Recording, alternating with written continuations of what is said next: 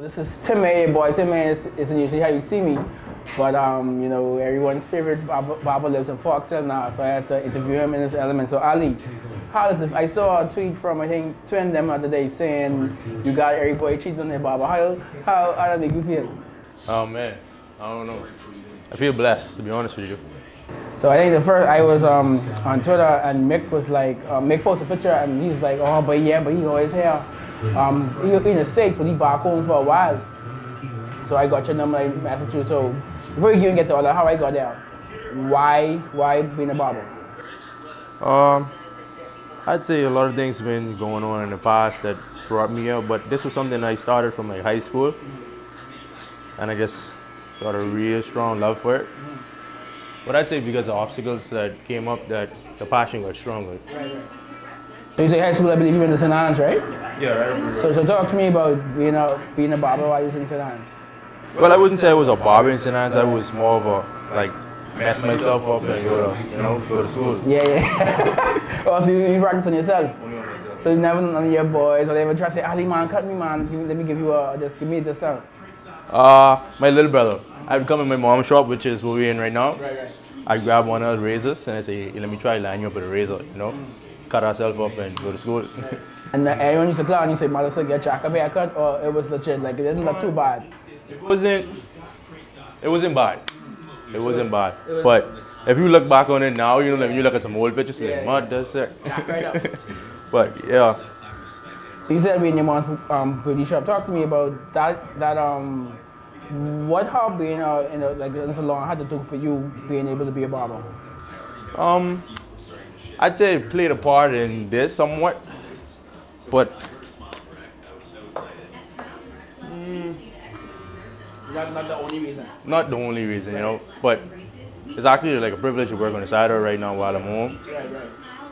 But it's shocking to see that she's a beautician and now I'm a barber. Yeah, I mean, I guess that's how it works. Yeah. Like my father, he's a mechanic, he works for himself. And growing up, I'd never think I'd be able to, like I could handle that burden of being an entrepreneur, but now I have my own company, my own brand, and I realize that's because I used to subconsciously watch him. So even though I used to watch my mother, who's a bank manager, saying, okay, I want to be a manager or whatever, I subconsciously pick up more of his tendencies of being an entrepreneur. So I think maybe that happened, you subconsciously pick up the things she do, and like you said, you was working alongside her, so you might not really know you pick it up. Yeah, that would contribute. Even with my dad as well. My mom and my dad, they worked for themselves their entire lives, So okay, we graduated last. Talk to me about what moment did you realize, instead of just jacking up you and your brother hair, that you actually could cut you feel like you could cut someone hair and be legit, be official, and get paid for it? When I started that? Well, I went to King University. I graduated from there, and in Bristol, Tennessee. And about going into my last year of college, my friend Byron Ferguson, shout out to him. Yeah, boy, shout out. We sat down and talked, and he was like, bro, listen, we got a talent, and we studying business as well. Let's put those both things together. Let's put them together and let's make this happen. Like, we can make extra money on the side. We get like, start something. So you studying business, so what made you decide to study business? I'd say my dad. He's a businessman. My mom as well. I always wanted to have my own business, I always wanted to sell it. So for someone who went off to college, talk to me about the importance of knowing what you actually want to study, because I went to COB and like for the first 3-4 years, I didn't know what I wanted to do. I studied CIS, but it was cutting my hip, but I knew I liked technology. But I was failing for basically 3.5 years, so I finally switched to journalism and I found my passion. So I know for me that's a disadvantage. I didn't know what I wanted to do from the jump. But for you, you knew what you want to do from the jump. So talk to me about that piece of knowing, okay, this is what I want to do, this is what I want to pursue. Going like I said, back in going into my senior year, I wasn't even too sure what I wanted to do. But when I ran into Byron, because he came like my junior year, and like we sat down, and things wasn't going so good for us, and we was like, man, we gotta make some things happen. We about to be seniors, we about to graduate. We ain't really too sure what we wanted to do, but we know we wanted to be entrepreneurs. And we had the clippers. We were cutting before, but we wasn't really making no money. And there were like 2 other schools like in the area. So that was my school, another school, ETSU, Milligan. And we said, hey, let's make these trips to these schools, hand out a few flyers, you know, let's start cutting a little bit. And we started cutting, we got better, we got more clientele, and word them out, you know. It was a little bit of social media and word them out. It was like, let me cut you, and then you show your friends to cut, you know. And it was like that. And shout out to Dimitri Pickstock, actually. He actually got me here as well, because he put me on so many of the folks that went to his school. And from there, things just started going really good. I prayed about it, you know. And from there, I was like, man. And for them, we're using the name Edge and Cuts? Edge and Cuts. Byron actually helped me with that name. He was like, man, your last name is Edgecombe, you know, Edge, and like on Cuts. And I was like, hey, let me roll with that, you know. I liked it. And so then talk to me about, I know there's another brand you have as well. I can't remember off the top of my head. Konek, it's like basically the umbrella, you know, Fergie Fades, Edge and Cuts, Island Konek. Konek is like the top of the umbrella, and you have those little things come under it. Yeah. So social media, like I found out about you just from my business partner posting your pictures. I know you've made the effort to really show off your iPhone and take pictures of people after the haircut. Talk to me about how the value you saw and making sure like sell the services on social media. Well, with me, presentation is everything. It's smallest details, you know. That's like if you see a picture and it's like, wow, that angle, it look real good. Let me see if I can get a cut just like that, you know. But social media was really, really powerful in helping me out. Like, I guess a year later, deep into it, where I could use the ads and all of that other good stuff. And talk to me about the importance of having even a partner, a team, because a lot of times you see people don't know, and like no one else would know you have a team with you, people behind you, because they just feel it. So talk to me about having, like, I feel like you want to have someone on your team who's better than you at something, because you can't do it alone. So talk to me about the importance of having someone, you know, have the same dreams, the same goals, the same talents to push each other, and, you know, iron sharpens iron. Well, with me and Byron is more of like my talksman. Like, he would do most of the talking and, you know, the negotiating. He'd make things happen, you know. And I'm more of the technical mind. Yeah. Boom. But we're real good. We're like working together. And so where do you see Edgecombe in about 5 years? Or where you hope it to be?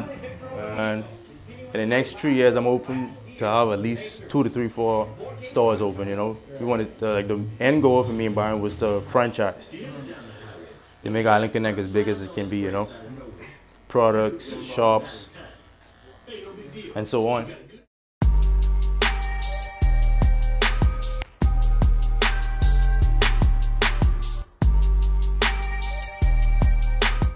So Ali, you're talking about opening up Edgecombe store. So you plan to train some young barbers, so you're gonna try reach out to some more seasoned barbers. The goal was actually to start a college as well for like barbers, you know. Nice. But there are a lot of barbers in Nassau that I know that are really, really talented as well, and I'd love for them to be on our team as well. But we see how that goes down the road. So break it down to the basics. Like, say there's a young guy watching this, in high school, he in government school, in private school, he might not want to go to BTVI yet. If he wanted to become a barber, like, what can you say to him? Like, how should he go about it? Like, from seeing your mistakes, and the things you did right, what would you say to a young guy that wanted to be a barber? Everyone's different, right? But with me, my main thing is trial and error, you know. Experience is your best teacher, you know. That's how I got here. Right. Just trying. No one taught me anything, just trying and praying. That's another thing, praying. And was there any regrets that you didn't get some more quote-unquote formal training? Nah. I wouldn't say that. I can relate, because everything I've done based on experience, like you say, trial and error. This don't work, okay, try the next way. Yeah. Over time, we keep doing it again. Have patience. Do you think, and from my experience, you know, being an entrepreneur in the country is hard because maybe it's too much people in the same field, you know, as popular as the next, or maybe this isn't a market for them. Do you think if you had didn't go off to school, and you had went to UB, for example, and tried to be a barber or straight, like, do you think would you have had the same challenges? Like, would you have been able to make the money you was making, you think, in Nassau? If I went to UB? And you came up straight up? No, I wouldn't think so. If you look, there's a barber shop on every corner, you know? Yeah, you got me. It's like we have a number house, we have a bar, you have a church, you have a barber shop. Because in every household, there's at least 2 men. There's at least 2 guys, so they're all going to need a cut every 2 weeks or every week, you know? And if you look on the Google map, you see how many houses there in Nassau. Yeah. You can't lose. Exactly. And if you if you're real good with your craft or whatever it is that you do, you can't lose if you put your heart into it. Wise word. So, Edge and Cuts. How, if people want to reach you, how would they reach you? Because I know right now it's you DM, they call you. You can find me mainly on Instagram. Like, you can get replies quickly on Instagram, Facebook, Twitter, you know, all my social media, even Snapchat as well. You might not get me throughout the day because, you know. Of course, they cut me. But yeah, most of my social medias, and then maybe I'll shoot you a number for a quick reply. Right. Is there any barbers right now in the barbers, regardless of the age, who you look at and just, you know, I like that, or like, or who you watching anybody, or you just really focus on trying to get Nassau Bombers. Yeah. Just Nassau Bombers. Just Nassau Bombers. I'd say Danny Cuts and Lex. Yeah. I know everybody should know Lex Brown. Yeah, I know that. Shout out to him. That's why I had to come before my wedding, because you might not be here. I mean, you know, I was hoping you could be here for hoping you could be here for the wedding, but I understand life is real. Yeah. I get to my next question. So when my daughter was born, I was working for myself. But when it comes to like social media and interviews, the market isn't there, whereas you could do it full time and these companies won't pay you what you deserve.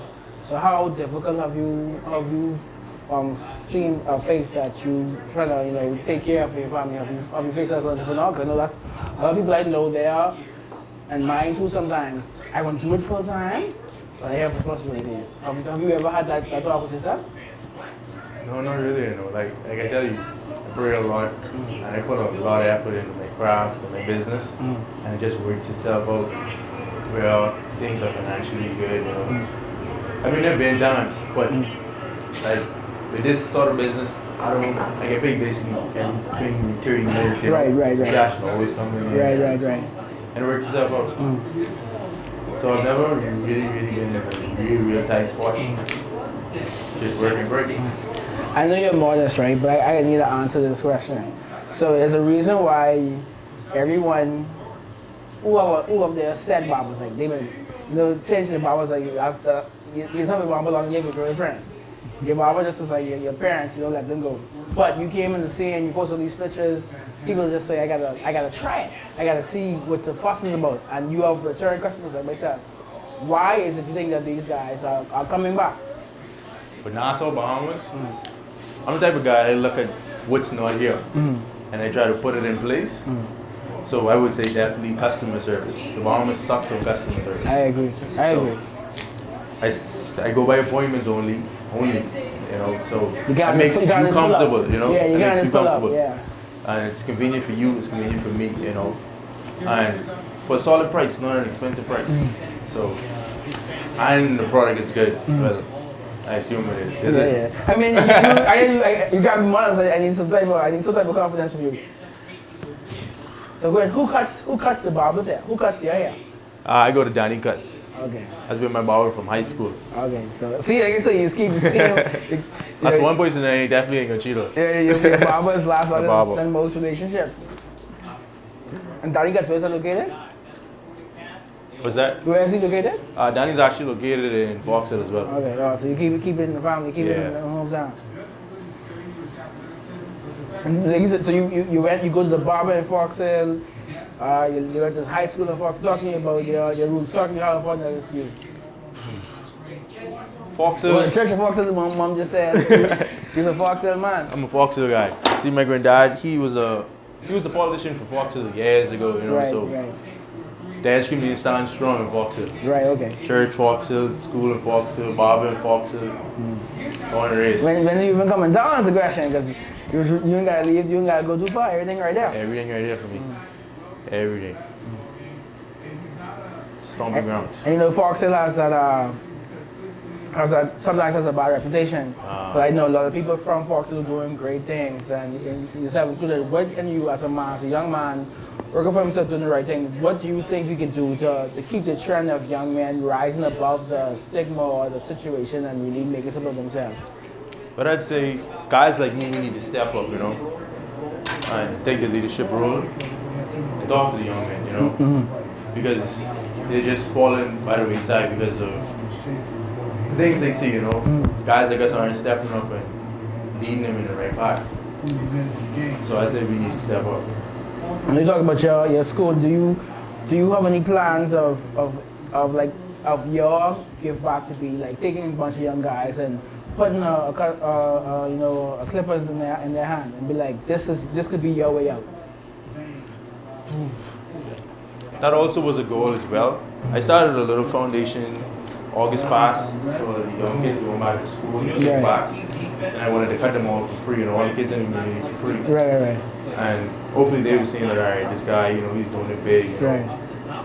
Maybe one day I'd want to be a barber, you know. Right.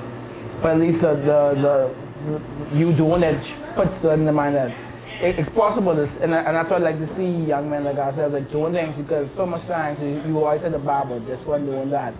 I mean, and that's why I do what I do. I want to shine the light on young people. Most times, man, because I know there are a lot of ladies who showing off for ladies too, but there's not much people showing off what the guys are doing. And like yourself, we really trying to change the way things are going and show the young guys that it's a different way than it could be now. Because if they only know one way, they won't ever think there's the next way. Right. So before I let the camera cut off and finish the haircut, these are the people over again where they can find you on social media, or how they can reach out to you, and there's appointments only, so they can't just show up here and get a haircut. Well, you can find me on, like I said, Instagram, Twitter, Snapchat, Facebook. That's Edge and Cuts, no? Edge and Cuts. EDGENCUTZ. So this is TIMMAY. This has been the Alvarez Edgecombe, but y'all can know him as Edge and Cuts. And I think, shout out to Sherrod, he wasn't on camera, but he got his birthday cut this week, you know. And like I say, you take it everywhere. So any other barbers you would like ingest, like another sick man taking on the business, or it's more so a respect thing? It's respect thing, but even my barber, he said, hey, I see one of my 2 or 3 or 4 of my clients in your chair. But that's just the business, you know? Yeah. Well, I mean, it should be, and at least if you're in his chair, that should be some respect to him. Like, if this lady going to him, let's see the real blood. I'll see who you got to go to when you go back. So, sure, you could just